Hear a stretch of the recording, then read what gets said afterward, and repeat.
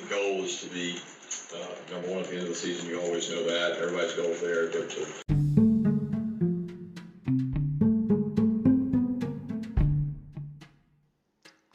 Hello, Jim Beauregard with you.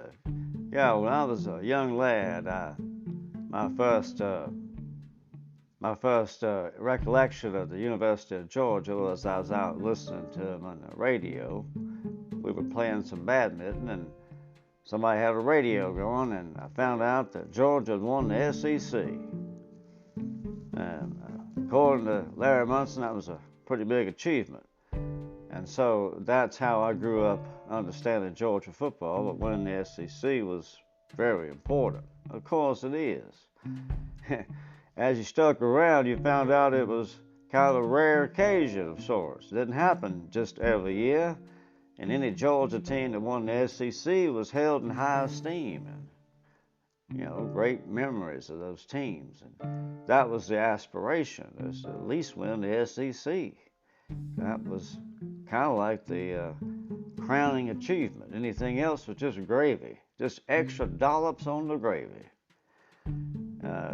These Georgia fans could have been happier, myself included, if winning the SEC was the best thing you could think of. Winning the national title didn't even really matter. Sometimes it come with it. Most of the time it didn't.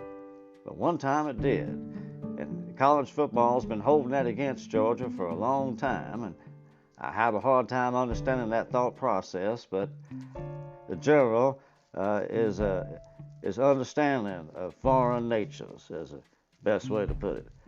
I'll be back in just a minute. We're going to talk about kind of how we got in this mess of having to defend the most crowning achievement we've ever had, a national title. People say we don't have enough of them. Well, and people say that Georgia's not a national brand. Well, we're going to talk about all of those things, and including how a promise was made to the University of Georgia fans, and how the proof is in the pudding. We'll talk about all those things when we come back. We'll be talking about the Georgia defense. We're going to kind of dig deep and get to know some of those Georgia players on that well-stacked defense. Stick around for that, and we're going to talk just general college football in general. We'll have some comments from Kirby Smart from here along the way. This is Gerald Beauregard has his ear to the ground, listening on account that you probably don't have the time. You guys are number one. I mean, this is a plateau of sorts, and I know it's where you finished, but do you take any satisfaction or allow yourself a moment to appreciate where you built the program in your time here?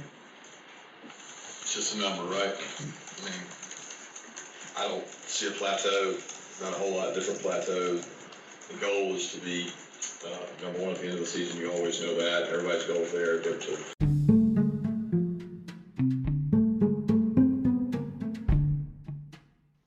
Hello, welcome back to General Beauregard. Yeah, I was talking with my producer there, Bud Wheeler, who's mighty helpful to put together this little podcast and the thing we do on the wherever it goes. But we were talking before we actually turned the microphones on about a promise that was made to Georgia fans, and Bud and I were talking about that. And yeah, I think there was a promise made. The University of Georgia certainly owed its fans this promise, and it seemed as if they had took it upon themselves to fulfill this promise of being a national team, a team that wins national titles, so we could win arguments against people in Miami and people in Florida, people like that, just to make our daily existence a little more pleasant. And many of you have contributed financially and fiduciarily to the cause as well. And so all this investment in the Georgia infrastructure, we had suddenly borne upon ourselves a fan base that was expecting tangible results. And they made a promise to deliver those results, clear cut.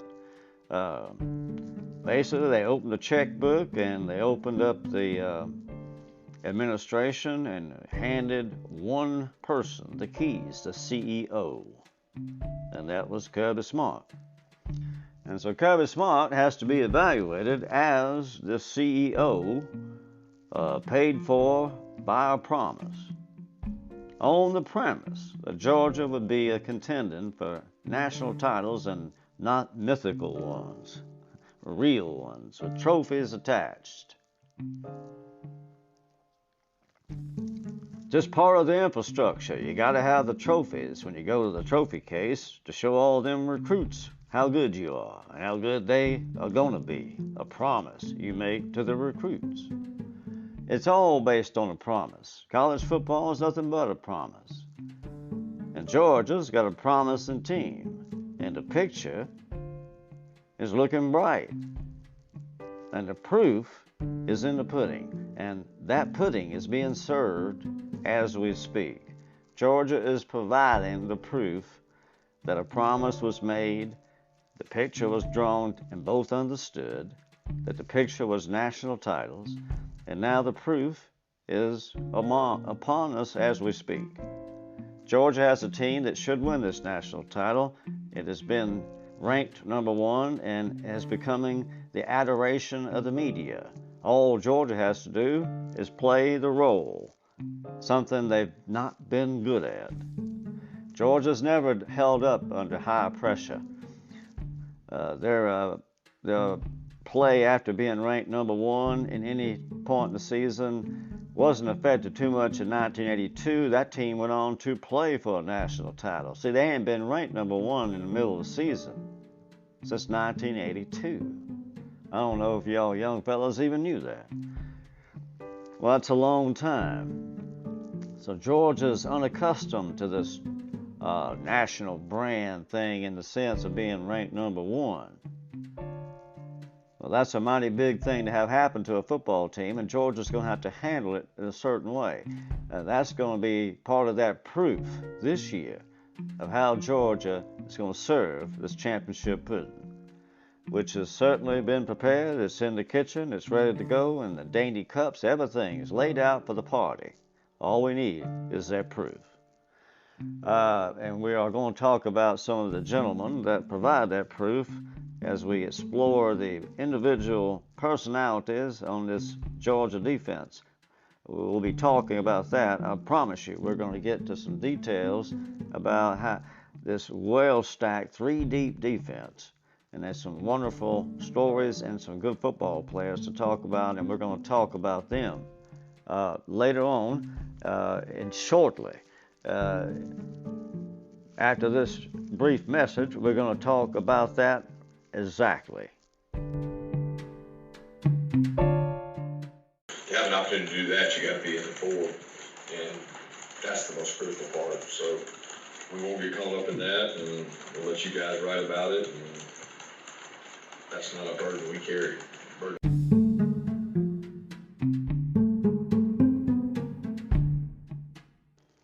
Hello, General Beauregard back with you. Thanks for sticking with us. We were talking about promise and the proof, and the picture has becoming crystal clear that this Georgia team is loaded and it should win this national title that its fans are hungry for, and the media is hungry for. Some of those players on this defense, it's just a long list of contributors. It's an amazing, you go pull up their stat sheets and you'll see that it's not one player and it's not too deep. It's just amazing the depth this team demonstrates. And we're going to get into some of those stats before we get through here. But some of these defensive stats are just absolutely amazing. It's quite a defensive team. You start off with sacks and tackles. You've got a long list of contributors. You've got Tyndall with 12 solo tackles, 17 altogether, one sack, and a touchdown. Let's see, thought he got a touchdown return. Now, Anderson is another second best. He's 11 solo tackles. that he has 4 sacks, total yards